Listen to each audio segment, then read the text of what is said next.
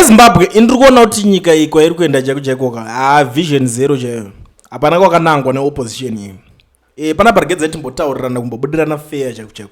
There's this big mistake yakaitwa kubulawayo nezuro by election. Takazviona hedu tikati isusu tinogona kuti ase kumbosiyana nazvo techingotarisa tomboona kuti ndiani ari kuti chakati chiri kufamba chichitora nzvimbo ikoko. Nyaya yakaitika ndekuti vakomana vakaita mistake yekutora face yaadvocate Nelson Chamisa ndobva vaidzosera paballot paper. This mistake yafanira kutosorovwa kubva kuzeki kwacho kuenda Citizen Coalition for Change. Because pagore rese radarika paitwa by election vanhu veTCC vamwe vacho vasingatocontest vaingosiyana nazvo. Vamwe ndo vakaita ma-independent candidate. Papa nehoba vamwe vachiti inini ndiri independent but I support advocate Nelson Chamisa. Umwe vachiti inini ndakutoisa dikirikiri because kuTCC vari kushandisa logo raChamisa. Amen kuti zviri kuitira ichi. Deep down they know kuti ivo pachavo vari vega havana support, havana munhu anovada, havana munhu anovafollowa. Iyo zeki yacho ndobva yatozvibvumidza bva yasanitizer kuti paiswe this nonsense zichiitika. First of all dautongogara ndatongoonesa munhu yeye kuti ndo zvakamudyisa. Vanhu veopposition makuita usimbe. Don't be lazy zvakatsungaira kudaro. Vanhu imimi muri kunyatsoona kuti pari kukampeniwa anatagure vari kuisa ma-thousands nema-thousands of dollars. Uri kunyatsoona kuti muconstituents mauri pari kudhiliwa mazibhoho, pari kupuhwa vanhu mahamba, mafood hampers, mari dzema-projects, iwewe yet you are doing nothing. Woya kusocial media kwacho zero, paground pacho zero, hapana zvinobatika zvauri kuita. Kana watofamba unongoti karori, ungofamba muri 2-3 muchingo guys. Pari kukampeniwa vamwe vanhu vari kuisa millions ekuti vahwine that city. Moona kunge majokes akadaro iwaya. Ende iwo ungohwada neshield kuti ndikaisa face yaChamisa paballot ndo pandichabudirira. That was the biggest mistake yakatoitika iyoyo. Ukaona watoingoisa face yaChamisa ndo mistake yekutotanga iwaya yakatoitwa nemunhu. Because vanhu vakatoneta vari kutozviziva kuti Chamisa asi mupolitics. Uruda kubribe aniko uruda kuvhara. Ndiani mukore uno in this era asingazive kuti Chamisa akapoza akamira zvekupolitics obva waisa face yaChamisa kuti ndo symbol ndo logo regreen party yako. Anobvunza kuti which party are you representing because Chamisa akatosiya zveTCC kudhara. But because these guys they know Chamisa is the main opposition. Ndiye akapinza ma-MPs arimo vakapinda neticket raChamisa. Nawo vakuda kuhwanda onaro semuticket iroro. Izvezvo hazvichaiti. Kana muri kuita politics vakomana yangu yakutoshandira mazita enyu, kana makajera zvekuda kushandirwa kuti because Chamisa anodiwa nevanhu saka vanhu vaChamisa vacho vakandivhotera. Ndo mistake yakaitwa kuKulman chete. That by election haifanira kutowinwa. Inini what I think zvangu kotone vamwe vanhu vekuti vakatorwa inonzi bhora musango vakatoona that face yaChamisa vakaisa papo vakati it's better to votera mamwe because onaka vanhu vatanga kushayira mavotes umwe avhotera independent candidate umwe avhotera chakato umwe adidi because iwo hauna kana direction. Vanhu vanenge vatoziva kuti kuda kuvaitira chii.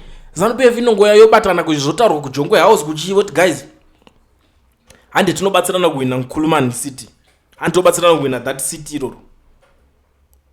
Ndo panopinda anatagure voisa mari, popinda vamwewo vakasiyana vachiisa mari, anatungwarara vachipinda vachiisa tumari.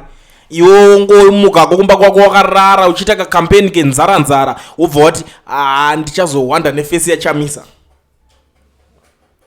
Because the moment pori kuisa face yaChamisa paballot iwewe vanhu vakutokona kuti uri munhu weZANU-PF wakutonzokushandira ZANU-PF kuda kuvhiringidza vanhu.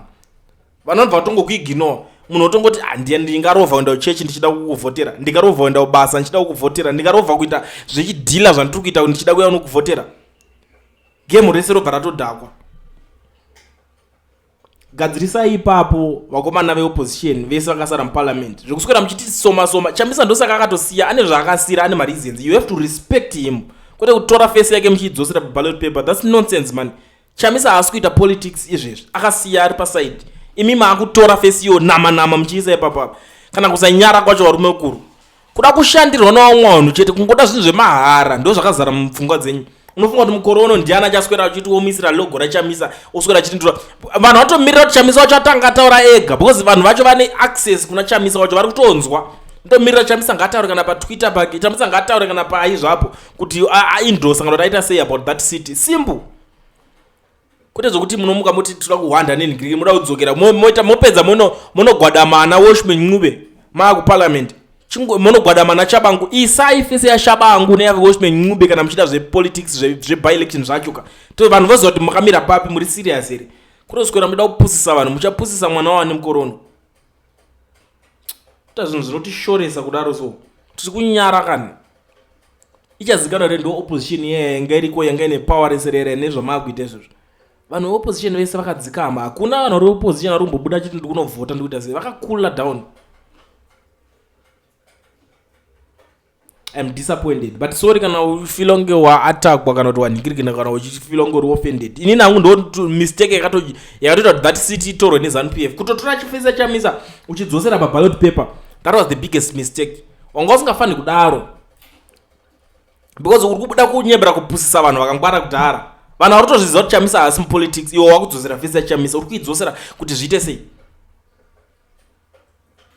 neyo zeke yacho futi inofanira kuongororwawo futi inofanira kubvunza munhu kuti iwe uchamisa uri kuisa apa uyu panhingirikini pako isati yaenda unoprinda njecha why are you putting chamisa's face iye akakuita kudhara kupolitics ndo zvinofanira kuitika nyika ione kuti iri vanhu vane sober zvovera kuti kana chamisa chakadzoka mupolitics zvichatomunetsa because face yake iri kushandiswa nenhingirikini yepati yakasiya munoramba makaisa face yemunhu pakuita sei ndakanzwa muchinzi baudata rebranding zvakazoenda nekupe rebranding hamugone kuita branding imimi mukutaura kuti hapana kana munhu anogona kuita graphics dzekuti mugadzire logo renyu here kutriple kwacho kuna vanhu vakasara teki nemunhu ati asiya zvinhu zvenhingirikini mufunga kuti uchahwina ani izvozvo uchida kumunyebera kuti tiri kushanda tese nachamisa atotaura kuti dani ndakada munhu wandiri kushanda naye.